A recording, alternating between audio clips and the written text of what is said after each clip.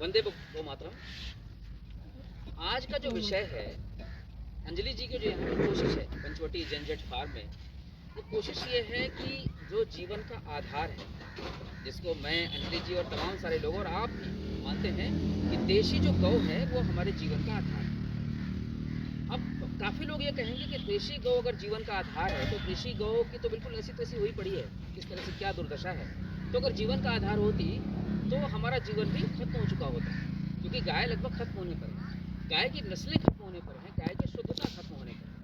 लेकिन हमारा जीवन तो अभी वैसा खत्म नहीं हो रहा। अगर वो आधार होती तो हमारा खत्म। लेकिन अगर हम इसको देखें तो आज से कोई ज़्यादा पुरानी बात नहीं है। हम अंग्रेजों के समय का भारत अगर याद करें तो जो हमारी आयु थी वो कितनी थी। आज भी आप लोगों को बड़े बुजुर्गों की जो आयु है वो ये सुनते हुए मिल जाती होगी। कोई 110 साल में अभी मरा है, 8-10 साल पहले की बात मैं कह रहा हूँ। कोई 104 साल में मरा, कोई 116 साल में। हमारे जो दादी और जो दादी के फादर वगैरह थे, तो कोई ज़्यादा पुरानी बात नहीं है।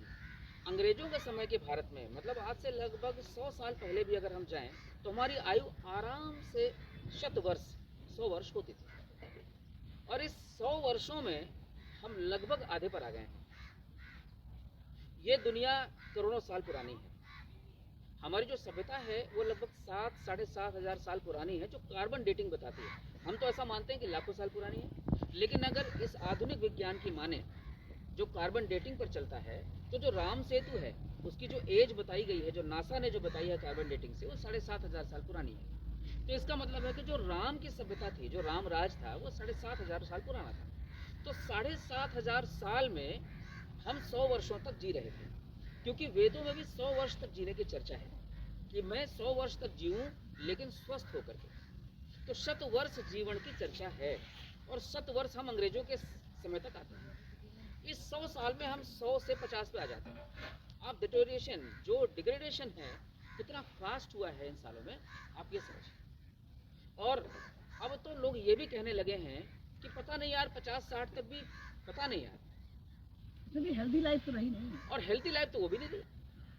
शुगर तो आपको कब हो जाए कुछ पता नहीं है, आपको हार्ट के ब्लॉकेज कब शुरू हो जाए कुछ पता नहीं है, और तमाम सारी और समस्याएं जो शुरुआत तो बहुत पहले हो जाती हैं, लेकिन आपको मालूम बाद में पड़ती हैं। जैसे बाल झड़ने की समस्या। अब बाल झड़ने की जो शुरुआत है, जब आपके बाल झड़ गए होते हैं, वो तब नहीं आती। वो पिछले 20 साल 30 साल से कहीं ना कहीं आपके बाल झड़ रहे होते हैं, स्कल आपका कमज़ोर पड़ रहा होता है, और एक समय आता है कि आपके बाल झड़ जाते हैं। तो जो स्वस्थ आयु है वो तो अब पता नहीं, मैं ये भी नहीं कह सकता कि बच्चों की भी आजकल स्वस्थ आयु है या नहीं है। तो देशी गाय नहीं है, इसकी वजह से ऐसा है।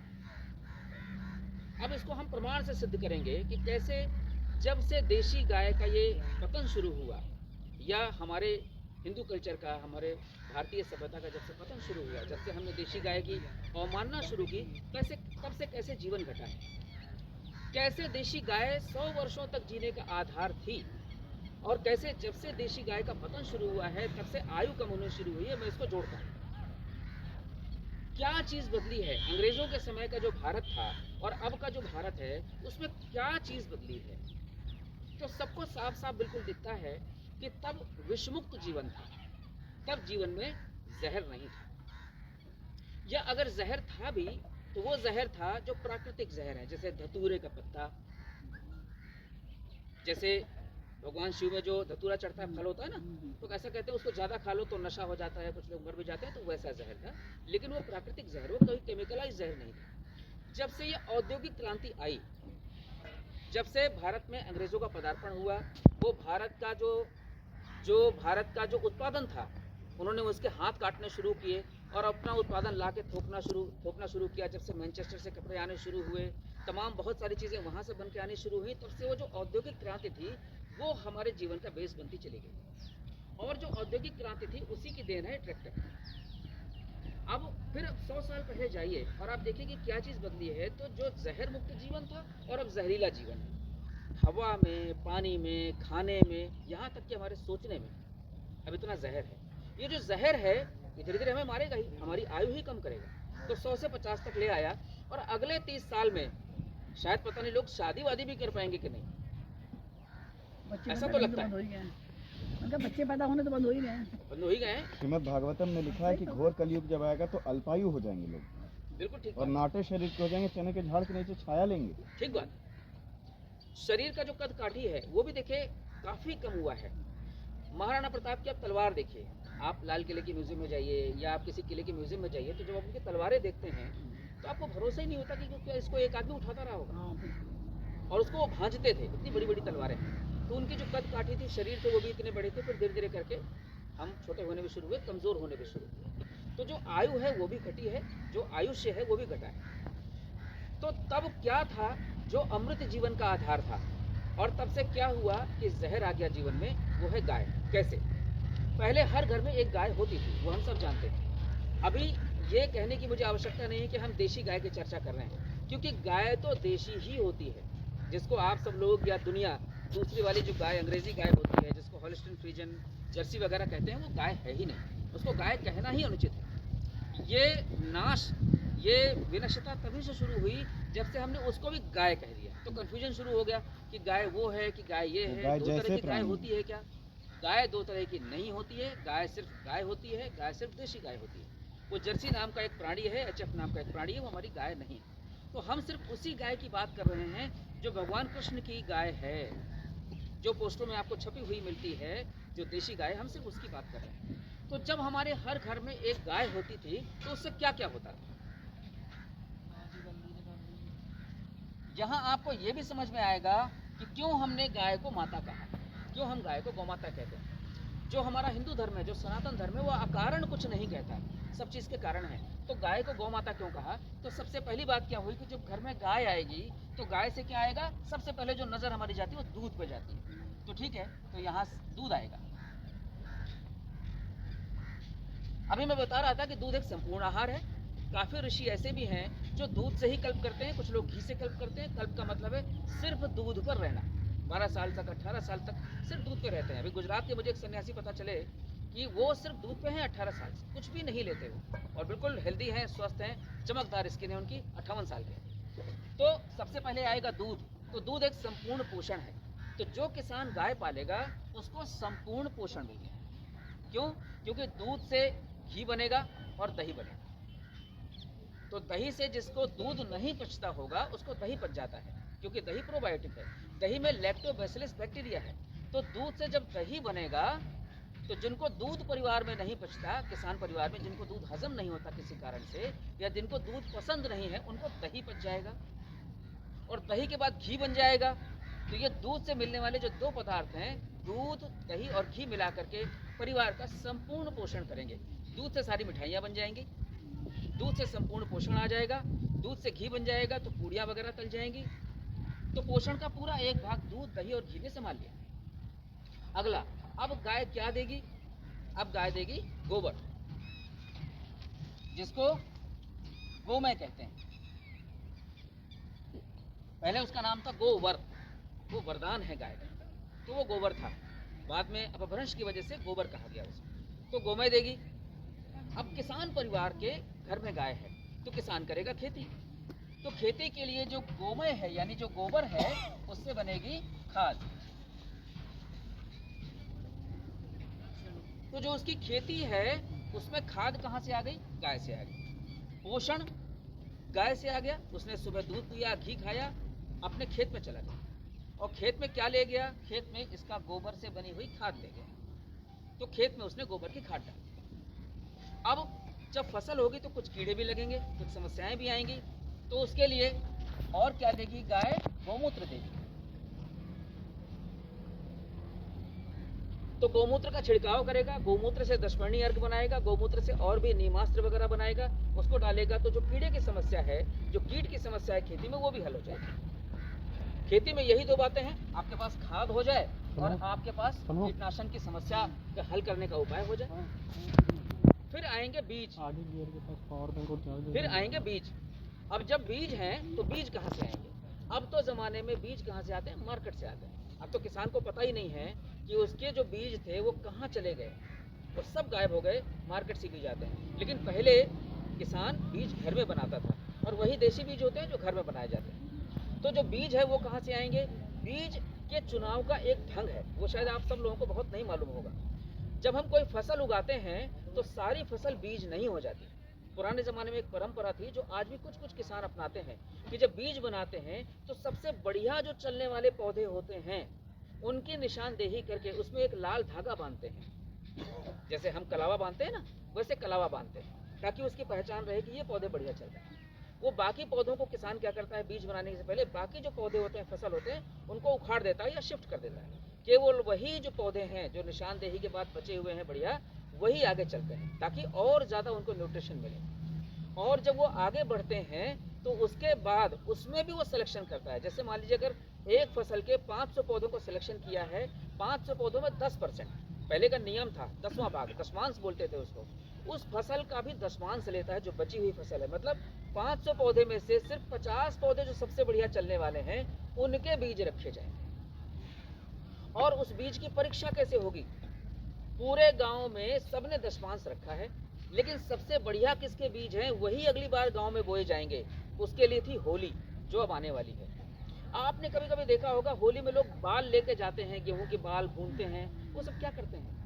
पहले गांव में परंपरा ये थी कि सभी लोग अपने जो किसान हैं वो जो दशमांश का बढ़िया वाला बीज है उसकी बाल लेकर के आएंगे। बाल का मतलब है गेहूं के जो ऊपर पौधा होता है जिसमें बाल बनी होती है, जिसमें वो गेहूं के बीज लगे होते हैं, तो वो लेकर के आएंगे और वो होली में भूनेंगे। भूनने के बाद जो बुजुर्ग होंगे गांव के, वो हर बाल का दाना चखेंगे, भुने हुए बाल का दाना चखेंगे। जिसका दाना सबसे बढ़िया होगा खाने में, उसकी फसल के बेचने पर बैन लगा दिया जाएगा, प्रतिबंधित हो जाएगी कि तुम इस फसल को बेच नहीं सकते। यही उसका इनाम है। देखिए समझिए आगे, बैन का मतलब है इनाम, बैन मतलब तुम बेच नहीं सकते। अब ये है पूरे गांव का बीज, हमारे गांव में सबसे बढ़िया बीज तुम्हारा है। इस बीज के बाद हमारी वो रेल शुरू हो गया। उस बीज के बाद फिर और जो सबसे सर्वोत्तम बीज होगा, फिर यही परंपरा होगी। तो हर जो होली थी, जो होली का पर्व है, वो बीज सिलेक्शन का पर्व है। इसीलिए होली ऐसे समय होती है जब गेहूं कटते हैं। गेहूं कटते हैं जो मार्च की, जो अप्रैल की फसलें होती हैं, गेहूं, चना, सरसों। वैसाख अप्रैल में तो हुआ। हाँ अप्रैल में तो हुआ। अप्रैल में गेहूं कटता है। हाँ बिल्कुल, अप्रैल में ही तो हुआ। तो जो होली का समय है वो भी तो मार्च अप्रैल के आसपास ही हुआ। कभी मार्च में आती, कभी अप्रैल में आती है। पहले ज़माने में अप्रैल और मार्च में गेहूं नहीं कटते थे, पहले होली के पहले गेहूं कटते थे, पहले ऐसा होता था। तो वो जो गेहूं के बीज सिलेक्शन हुए, जो सबसे बढ़िया दाना है वो बीज चुना गया। अब वो जो बीज चुना गया, वो सबसे बढ़िया दाना कैसे हुआ था? इसी गोमय वाली खाद से और गौमूत्र से हुआ था। उसी में इतनी ताकत थी। तो जो बीज का आधार था वो भी ये गोमय और गौमूत्र की खाद ही थी। तो बीज का आधार भी गाय हो गई, खेती का आधार भी गौमूत्र और गोमय यानी गाय खाद हो गई, और जो किसान के परिवार का पोषण है वो दूध, घी और दही हो। अब जब फसल हो गई तो उसके बाद फसल को मंडी तक ले जाना है या दूसरे गांव तक ले जाना है, तो ट्रांसपोर्टेशन आया। तो वहां तक कैसे फसल जाएगी? तो जो गाय का बछड़ा है वो बड़े होकर बैल बनेगा, तो बैल से ट्रांसपोर्टेशन होगा। तो किसान का जो ट्रांसपोर्टेशन है वो भी गौ आधारित हो गया, वो भी गाय से ही हो गया।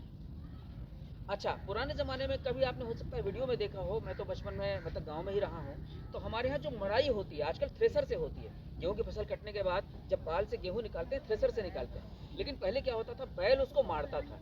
हमारे यहाँ फसल ऐसे गोल गोल बिछा दी जाती थी और बैल उसको रौंदता था, उसको मारना बोलते हैं। तो जब बैल मारता था तो उससे गेहूँ अलग अलग हो जाता था और उसका जो छिलका है वो पूरा साबुत बचा रहता था, कोरा गेहूँ बिल्कुल निकलता था। मड़ाई होती थी तो बैल से ही मड़ाई हो गई, और उस फसल से जब गेहूं और भूसा निकला तो ट्रांसपोर्टेशन भी बैल से।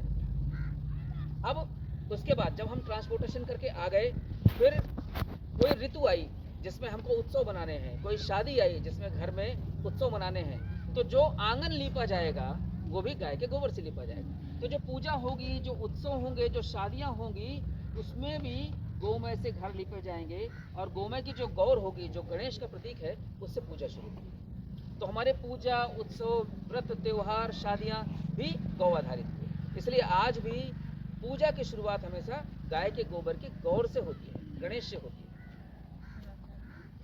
अब क्या बचा आप सोचिए, अब बचे वस्त्र। खाने पीने का साधन हो गया, खेती भी हो गई, अब बचे वस्त्र, पहनना ओढ़ना। तो वस्त्र में पहले क्या था? पहले कपास था।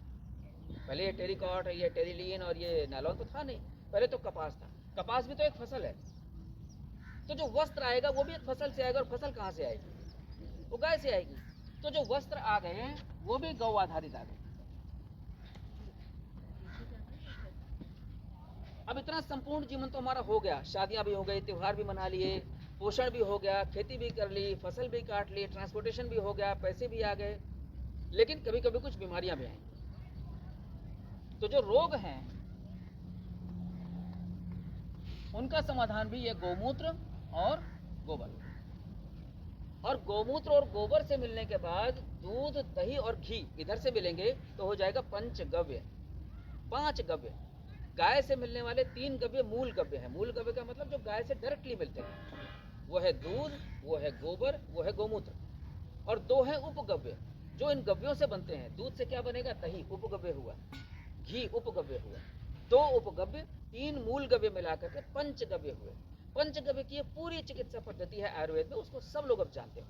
पंचगव्य चमत्कारी चिकित्सा पद्धति है। तो जो रोग होंगे वो भी गाय से ठीक हो जाएंगे।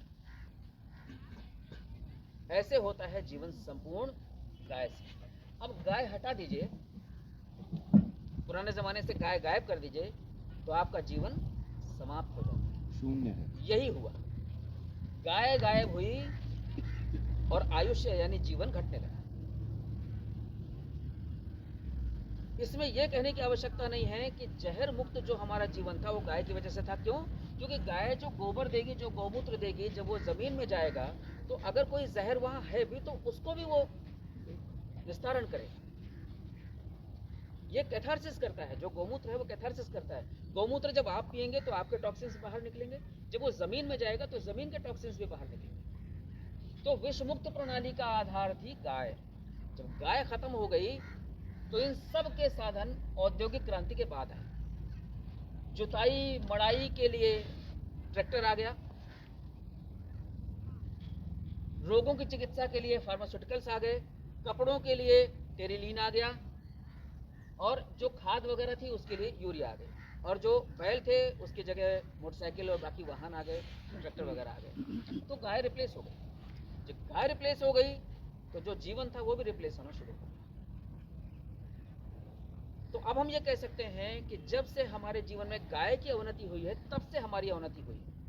और जितना ये गाय जीवन से दूर चली जाती जाएगी, जो कि जा रही है धीरे धीरे, वैसे वापस भी आनी शुरू हुई है, बहुत अच्छी बात है, लेकिन जितना हम इससे दूर जाते जाएंगे उतना हमारा आयुष्य कम होता जाएगा। और वो कहीं कहावत सही ना हो जाए कि शादियां भी मुश्किल हो, कि हर बच्चा ये सपना देखे कि बस मैं एक बार शादी कर लूँ, फिर तो भगवान ही मालिक। अगले 20-30 साल में ये हो जाए जिस तरह से हो रहा है, जिस तरह से हो रहा है। तो इसलिए जीवन को अगर दोबारा प्रतिष्ठापित करना है, 100 साल तक, 100 से अधिक सालों तक जीवन की कामना करनी है, तो दोबारा से गाय को लाना जरूरी। एक बात तो ये हो गई। अब हम दूसरे पक्ष पे आते हैं, जो दोबारा जो भ्रम है उसमें मैं आता हूँ कि भाई गाय और गाय में क्या फर्क है। कुछ आज भी लोग हैं, शहर के लोग हैं, जो कहते हैं भाई गाय तो गाय होती है, इसमें आप देशी और विदेशी इसमें भी आपने घुसेड़ दिया। हमने नहीं घुसेड़ा। 1972 में किन्हीं लोगों ने हमारे देश में घुसेड़ दी वो गाय। एक दिन मैं, बड़ी दुख की बात है, एक दिन महात्मा गांधी की एक फोटो देख रहा था जिसमें वो जर्सी जो गाय है, जो होल्स्टीन फ्रीजियन एचएफ है, जो उसके साथ उनकी फोटो है। वो जब विमान से लद के आई होगी उसके साथ उनकी फोटो। क्योंकि अंग्रेजों ने हमारे दिमाग में जो चीज़ बैठाई कि जो चीज़ वहाँ की है वो श्रेष्ठ है, और हम तो कुछ जानते ही नहीं है, तो जाहिर सी बात है वहाँ की कोई गाय भी होगी जो श्रेष्ठ होगी। 1972 के आसपास जो श्वेत क्रांति लाई गई, जो व्हाइट फ्लड लाया गया, उसका आधार वही गाय लाई गई कि ये ज़्यादा दूध देती है। तो हमारी देशी गाय हमारे घरों से गायब हो गई और वो आ गई, उसके नंदी भी आ गए, उसके सांड जिनको बोलते हैं वो भी आ गए, उन्होंने पूरा वंश खराब कर दिया। तो 1972 के आसपास से जो हमारा गौवंश है वो खराब होना शुरू हो गया। अभी 1872 या 1972? 1972 जो व्हाइट फ्लड है, जो श्वेत क्रांति आई है ना, उसकी बात कर रहा हूँ। अभी आप यहाँ की गौशालाओं में जाइए और आपको बड़ा अचंभा होगा कि वहाँ देशी गाय कम है और ये होल्स्टीन फ्रीजियन ज़्यादा है। जो बड़ी श्रद्धा से आप गौ माता को चारा निकालते हैं गौशालाओं में, वो चारा कौन खा रहा है? वो ये जर्सी खा रही है। हम तो कंधे देखकर ही देते ही हैं। हाँ, वो तो आप तो चूंकि अवेयर हैं, आप तो चूंकि इसमें समझ आ चुकी है, लेकिन बाकी सारे लोगों को ये बात मालूम ही नहीं होगी। शहर के लोगों को मालूम ही नहीं है। वो शहर के लोग ये सवाल करते हैं कि गाय तो गाय है, जबकि वो तो गाय ही नहीं। अब उस गाय में इस गाय में फ़र्क क्या है? सिर्फ 3 फ़र्क बताऊंगा, वरना सेशन लंबा हो जाएगा। पहला फ़र्क है उसकी आँखों का। जो भी एचएफ है, जो भी जर्सी है, रेड डेन है, उसकी आंखें आप देखिए और देशी गाय की आंखें देखिए। देशी गाय की आंखों में इतना ममत्व है कि ऐसा लगेगा कि बस जैसे अब जाके इस पर लिपट जाए।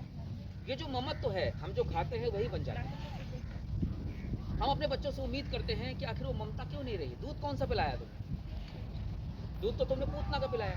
जिसकी आंखों में ममत्व तो नहीं है उसका दूध पिलाते हो बच्चों को और उम्मीद करते हो कि वो बच्चे तुम्हारे बुढ़ापे में काम आएंगे।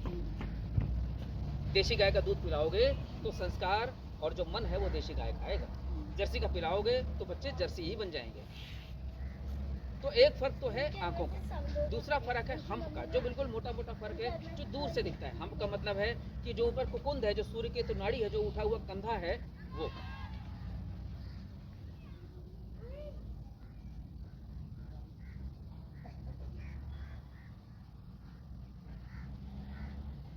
ये जो कुकुंद है, ये जितना उन्नत होगा उतना ही मानिए कि वो देशी गाय उतनी ही ज्यादा शुद्ध है। तो दूसरी मोटी पहचान ये है। तीसरा है गलकंबल।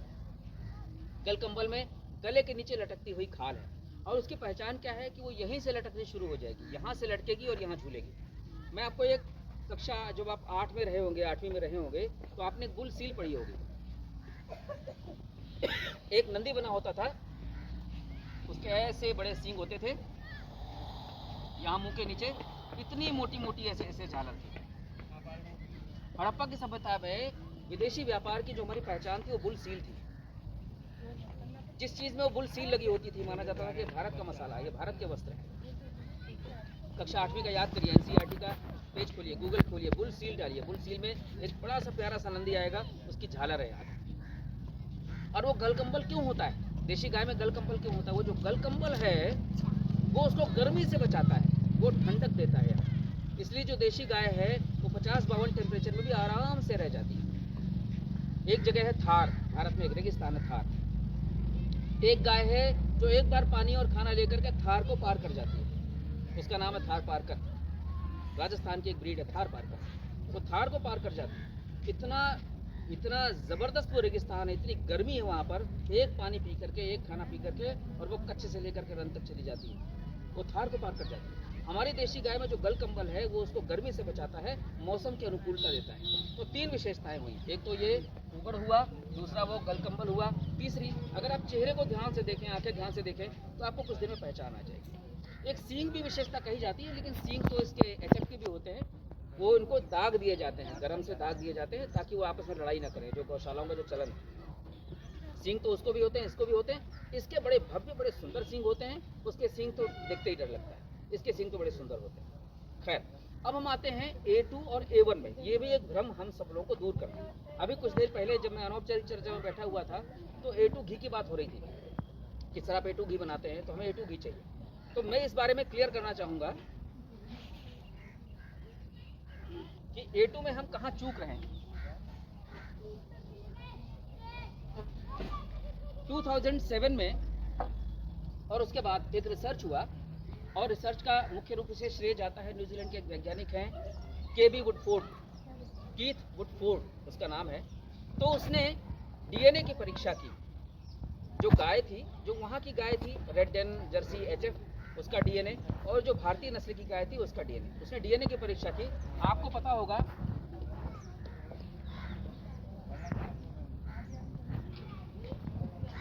आपने देखा होगा ना, ये डीएनए ऐसा होता है, ये घूमता हुआ सा आता है रोटेट करके, इसमें स्टेप्स होते हैं। ये इसके डीएनए में क्या फर्क है, देशी गाय में और जर्सी गाय में क्या फर्क है?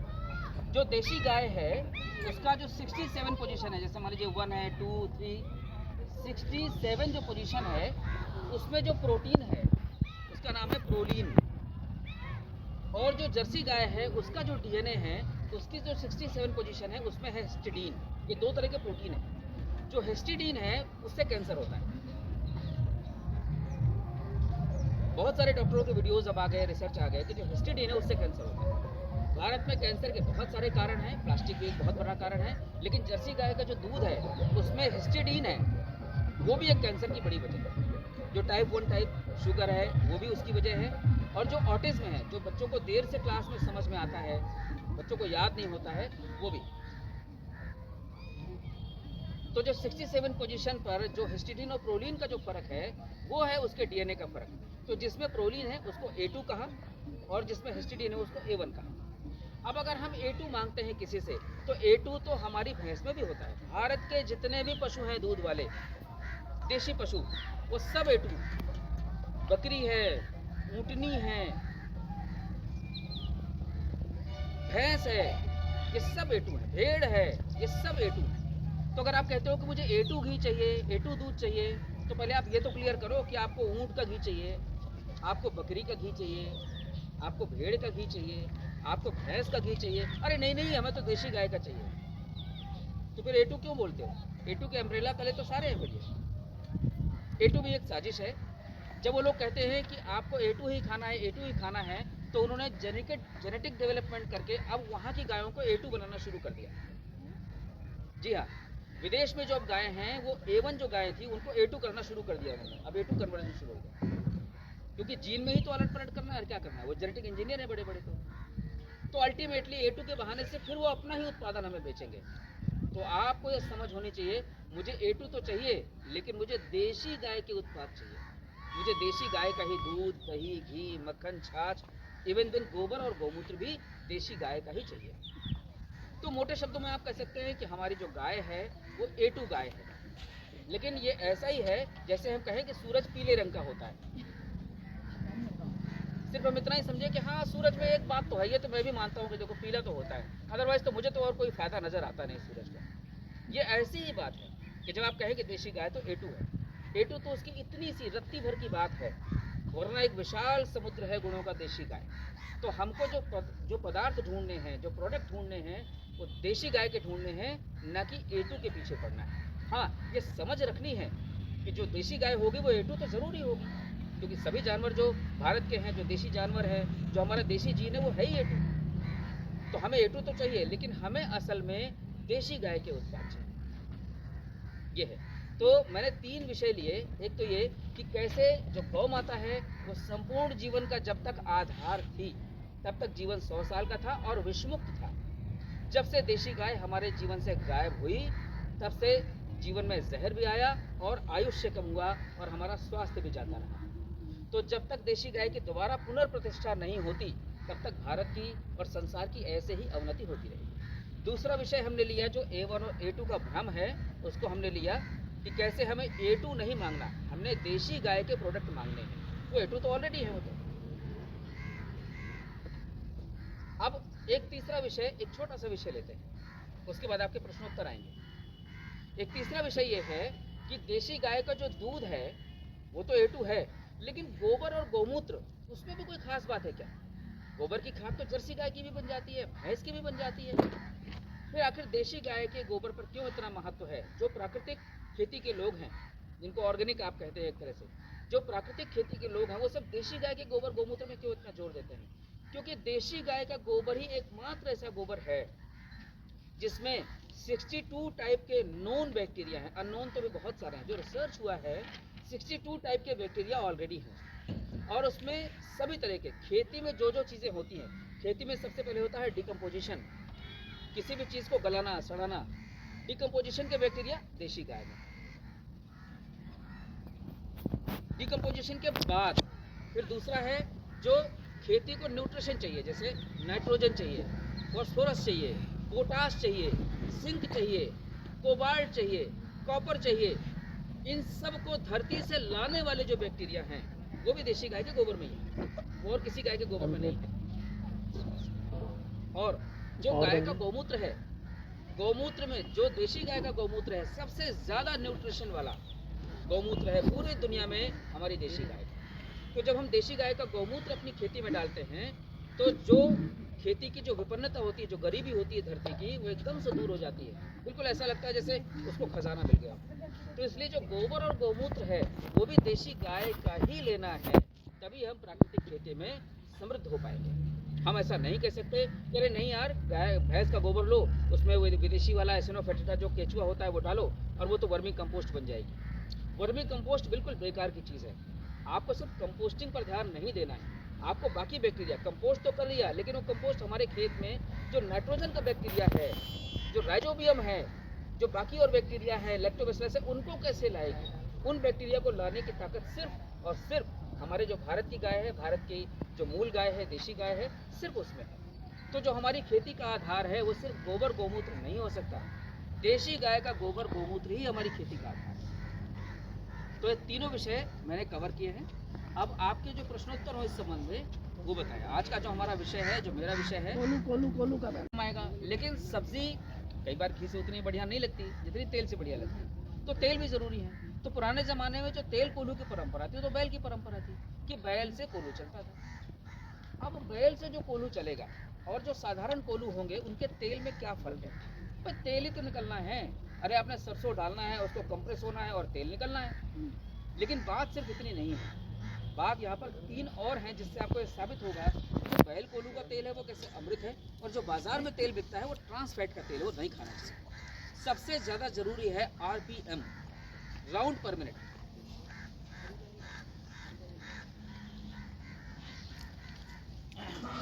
राउंड पर मिनट यानी स्पीड। देखिए स्पीड का बड़ा खेल है जीवन में। जो स्लो स्पीड की चीज़ें हैं उनमें स्वाद बहुत होता है।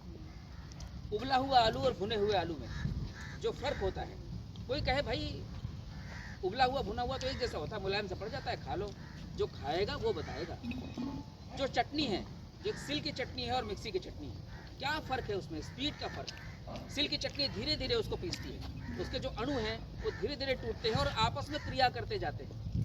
आपने धनिया, लहसुन, टमाटर और ये सब चीज़ें डाली हुई हैं, जो मसाले डाले हुए हैं, वो धीरे धीरे एक साथ क्रिया करके और एक नया स्वाद जनरेट करते हैं। मिक्सी में उनको आपस में क्रिया करने का मौका ही नहीं मिलता, एकदम से क्रश हो जाते हैं, टूट जाते हैं। तो जो स्पीड है, टमाटर वही, लहसुन वही, धनिया वही और हाथ वही, लेकिन चटनी में कितना फ़र्क है? एक सिल की चटनी और एक मिक्सी की चटनी। ये जो फ़र्क है ये RPM का फ़र्क है। तो जो बाज़ार का कोल्हू का तेल है या बाज़ार का जो तेल है जो स्पीड में निकलता है, उसका RPM 180 200 RPM तक होता है। वो तेल को इतना ज़्यादा गर्म कर देता है कि वो पका हुआ तेल आप खाते हैं। इसीलिए पुराने ज़माने के तेल को बोलते थे कच्ची घानी। अभी सारे तेल वालों ने लिखना शुरू कर दिया कच्ची घानी। पूछो भाई कच्ची घानी कैसे हो गई है? कच्चा शब्द कहाँ से आ गया? कच्ची घानी का मतलब ये है कि वो तेल कच्चा तेल है, क्योंकि RPM कम है, ठंडा तेल है, पका हुआ तेल नहीं है वो। ये पका हुआ तेल, ये पकी हुई घानी है और वो कच्ची घानी। तो एक्चुअली अगर आपको कच्ची घानी का तेल चाहिए तो उसका RPM बिल्कुल स्लो होना चाहिए। 1 मिनट में 16 या 17 बार चक्कर। जब बैल है धीरे धीरे घूमता है ऐसे, तो बीच में जब तेल निकलता है तो बिल्कुल ठंडा तेल होता है, तो वो कच्चा हुआ, तो वो कच्ची घानी। इसीलिए जो कच्ची घानी का तेल है वो जब आप कढ़ाई में, पतीले में डालेंगे, वो अलग तरह से पकेगा, अलग तरह की खुशबू देगा, झाग भी अलग तरह से देगा, झाड़ भी अलग तरह से देगा। और जो बाजार का तेल है वो कई बार तो बहुत बढ़िया झाड़ देता है, पता नहीं कहाँ से आ जाता है झाड़। उसमें हमको पहले उसकी स्मेल खत्म करनी पड़ती है उस पर आज डालने के लिए। बिल्कुल, लेकिन कच्ची खाने के में ऐसे कुछ नहीं करना ऐसा पड़ता, कुछ नहीं करना पड़ता। उसकी झांस बहुत अच्छी होती है, जो बैल कोल्हू वाला है, बड़ी उसकी झांस बहुत बड़ी अच्छी माइल्ड होती है, बड़ी अच्छी स्मेल होती है। खैर, तो जो RPM है वो सबसे पहला जो गुण है वो RPM से आता है। दूसरा एक गुण क्या, एक कैसे आता है? RPM, राउंड पर मिनट। एक मिनट में 16-17 बार होता है 1 मिनट में। 16-17 बार से जो तेल है ना वो नॉर्मल टेम्परेचर से भी ठंडा ही निकलता है, बिल्कुल आराम से निकलता है। हाँ। दूसरा इसमें पक्ष क्या है कि जब आप किसी पशु के साथ कोई काम करते हैं तो जो पशु के भाव, विचार, संवेदनाएं हैं वो भी आपके साथ जुड़ते हैं। तो जब एक पशु को रोजगार मिलता है, अगर आप रोजगार उसको नहीं देंगे, बैल को रोजगार नहीं देंगे, तो जैसे गाय कटती है बैल भी कटेगा और बैल कटता है। दुर्भाग्य है हमारी अपनी हिंदुओं की सरकार होने के बावजूद लगभग 4-5 हज़ार बैल रोज भारत में कटते हैं, लाइन लगा के करते हैं। और कानून में ऐसी तिकड़म भिड़ा रखे हैं कि इतने दांत होंगे, इससे ज़्यादा दांत होंगे तो वो अयोग्य है, वो भार वहन के अयोग्य है, वो दुधारू नहीं है, वो एक सर्टिफिकेट ले करके और काटे जाते हैं। अगर आप एक बैल को रोजगार देंगे, उसकी दुआएं आपको मिलेंगी, उसका आशीर्वाद मिलेगा। बैल धर्म का स्वरूप है, गाय धर्म की माँ है। तो जब आप एक बैल को रोजगार देंगे, उसका जीवन बचाएंगे, तो जो उसकी दुआ है वो हर चक्र में आपका साथ आएगी। वो एक दूसरी वजह है। तीसरी वजह है, जब बैल कोल्हू का तेल यहाँ से ठंडा निकलेगा और बैल आधारित निकलेगा, तो आप उस तेल को पेरने में पर्याप्त समय दे रहे होंगे, आपको जल्दबाजी नहीं होगी। जब आप किसी चीज़ की प्रोसेसिंग को पर्याप्त समय देंगे, जब आपके पास आप जब अपना टिफिन नौकरी में जाने के लिए बना रहे होते हैं, उसका स्वाद, और जिस दिन छुट्टी होती है उस दिन का स्वाद आप खुद महसूस करते हैं। एक तसल्ली से पकाने का, बनाने का भी एक जो भाव है ना, एक जो हाथ में हमारे जो बात है वो भी आती है। ये तसल्ली बख्श काम आराम से धीरे धीरे होता है, इसमें कोई स्पीड नहीं है, कोई हबड़ा तबड़ी, कोई भागा दौड़ी नहीं है। ये ठंडे मन से आराम से किया गया काम, ये है वो बैल कोल्हू का कच्चा तेल। अब ये तेल नॉर्मल मार्केट के तेल से महंगा है, उसकी वजह है, सबसे ज़्यादा बड़ा जो फैक्टर है किसी भी चीज़ को सस्ते होने में और महंगे होने में, कि कच्चे माल से जो उत्पादन का परसेंटेज है वो कितना निकलेगा। जर्सी गाय क्यों भारत में लाई गई और क्यों इतना ज़्यादा वो चली, क्योंकि एक जर्सी गाय जितना भी खाएगी, 8-10 किलो जो भी खाएगी, उसके बदले में 30 किलो 40 किलो दूध देगी, और जो देशी गाय है वो 6-8 किलो दूध देगी, तो 4 गुने का फ़र्क आ गया। तो किसान ये सोचता है कि जब इसको खाना 300 का ही है तो 30 किलो दूध ले लूँ ताकि 10 रुपये लीटर दूध पड़े, ये 6-8 लीटर देगी, इसका दूध तो मुझे महंगा है और महंगा लोग लेंगे नहीं। समस्या उसको गाय पालने में नहीं है, समस्या आपके लेने में है, क्योंकि आप तो कहोगे यार वो तो दूध 45 में दे रहा है और तुम 60 में दे रहे हो। अब वो आपको कैसे समझाए कि भाई साहब जब दूध इसका कम हो रहा है तो मैं कहाँ से अपने घर से ले आऊँगा दूध। फिर या तो वो पानी मिलाएगा या कहेगा देशी गाय तो बाहर जा कचरा खा, मैं तो जर्सी रखूँगा। तो कुल मिला करके जो उत्पादन है, जो रॉ मटेरियल है, उससे जो परसेंटेज आ रहा है उससे उत्पादन लागत निर्भर करती है। तो जो सरसों इसमें डाली जा रही है या जो भी तेल का मटेरियल तिलहन डाला जा रहा है वो उतना ज़्यादा कंप्रेस नहीं होता है, आराम से धीरे धीरे कंप्रेस होता है, तो तेल का परसेंटेज भी कम निकलता है। मतलब ऐसा माना जाता है कि 17-18%, 20%, 22%, बहुत अच्छा कोई कोल्हू का आर्ट वाला आदमी हुआ वो 30%, 32% तक ले आता है, लेकिन नॉर्मली 17, 18, 20% तक ही कहानी निपट जाती है। तो यहाँ 20% आ रहा है और वहाँ 40% आ रहा है, डबल का फर्क हो गया रेट। डबल का फर्क अगर रेट हम उसको पे नहीं करते हैं तो हमको वही ट्रांसफैट वाला, वही हीटेड तेल खाना पड़ेगा, हमको वो कीमत देनी पड़ेगी। दूधिये ने पानी मिलाना तब शुरू किया जब हमने कहा वो 45 में देता है, तुम 60 में देते हो, उसने कहा मैं कल से 44 में दूंगा। साहब ग्राहक कौन छोड़ता है, लो जी कीमत तो हम भी दे रहे हैं। और वो भी इतना चालाक है कि अगले दिन उसने पानी भी नहीं मिलाया, अगले दिन से रेट 44 कर दिए। कहा यार ये देख, इसको टोक दिया ना, टोकना जरूरी है इसको। 3-4 दिन उसने पानी नहीं मिलाया, 44 पर सेट कर लिया आपको, उसके बाद पानी मिलाया। अब पानी भी धीरे धीरे मिलाया, आपको पानी का भी अभ्यास होगा, आपको पता ही नहीं चला। कभी कभी आप टोक देते हो, वो थोड़ा सा पानी कम मिलाता है उसने। ये सारे खेल शुरू हो गए, ये सारे खेल हमने शुरू कराए। हम जब तक चीज़ों को कीमत नहीं देंगे चीज़ें हमें बढ़िया नहीं मिलेंगी। हमें वनस्पति घी के रेट पर देशी घी नहीं मिल सकता, हमें पीतल के दाम पर सोना नहीं मिल सकता। कुछ इस चालाकी में रहते हैं कि नहीं यार मैं तो ले आया सोना, लेकिन अभी उन्होंने बरता नहीं है उस सोने को, तो बरतेंगे तो पीतल ही निकलेगा वो, तभी महसूस करेंगे कि यार ये तो गजब ही हो गया है। तो ये कहानी सब हमने शुरू की, मिलावट की कहानी भी हमने शुरू की जब हम सस्ते की तरफ भागते हैं बिना ये देखे कि दरअसल जो हम खा रहे हैं वो कचरा खा रहे हैं या कोई खाद्य पदार्थ यानी फूड खा रहे हैं। तो कोल्हू के तेल की जो विशेषता है वो ये है कि वो एक ठंडा तेल है, लो आरपीएम का तेल है, भाव से निकाला गया तेल है, एक पशु को जीवन दान करते हुए, जीवन देते हुए निकाला गया तेल है। हालांकि ये कहना भी थोड़ा विचित्र ही है कि हम पशु को जीवन देते हैं, पशु और पेड़ पौधे हमें जीवन दे रहे हैं, मनुष्य तो बोझ है, पूरी प्रकृति पर हम बोझ हैं। मैं तो सबसे ये कहता हूँ कि एक तरफ एक बड़ी मजेदार बात है, उसके बाद मैं सेशन अपना एंड करूंगा।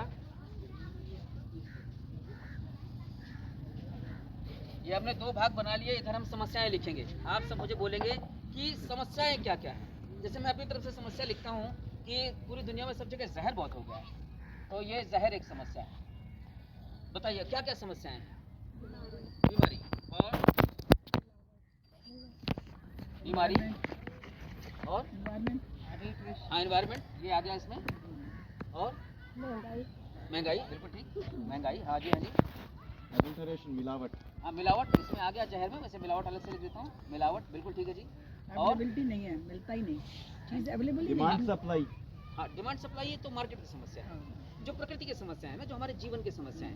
क्वालिटी क्वालिटी वो आ गई जहर में, जहर मिला हुआ है, मिलावट है तो क्वालिटी नहीं है। मिलता नहीं, भ्रष्टाचार, करप्शन, करप्शन ये तो बहुत बड़ी समस्या है। चोरी, डकैती, हत्या, बलात्कार, ये सारी जो समस्या है ना, ये सारी समस्या यहाँ पे लिख लीजिए। अब यहाँ पर प्रकृति में मनुष्य है, ये सारी समस्याएं मनुष्य की। अब इस मनुष्य को प्रकृति में, प्रकृति तो है ही सदियों से, कभी मनुष्य था ही नहीं। इसमें से कोई समस्या बचती हो तो मुझे बताइए। इसी की है। मनुष्य ही समस्या है।